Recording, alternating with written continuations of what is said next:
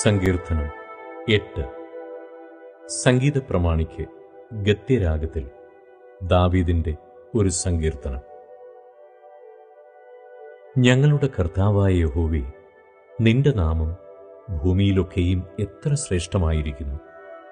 നീ ആകാശത്തിൽ നിന്റെ തേജസ് വെച്ചിരിക്കുന്നു. നിന്റെ വൈരികൾ നിമിത്തം ശത്രുവിനെയും പകയനെയും മിണ്ടാതാക്കുവാൻ തന്നെ. നീ ശിശുക്കളുടെയും മുല കുടിക്കുന്നവരുടെയും വായിൽ നിന്ന് ബലം നിയമിച്ചിരിക്കുന്നു. നിന്റെ വിരലുകളുടെ പണിയായ ആകാശത്തെയും നീ ഉണ്ടാക്കിയ ചന്ദ്രനെയും നക്ഷത്രങ്ങളെയും നോക്കുമ്പോൾ മർത്യനെ നീ ഓർക്കേണ്ടതിന് അവൻ എന്ത്? മനുഷ്യപുത്രനെ സന്ദർശിക്കേണ്ടതിന് അവൻ എന്തുമാത്രം? നീ അവനെ ദൈവത്തെക്കാൾ അല്പം മാത്രം താഴ്ത്തി തേജസ്സും ബഹുമാനവും അവനെ അണിയിച്ചിരിക്കുന്നു.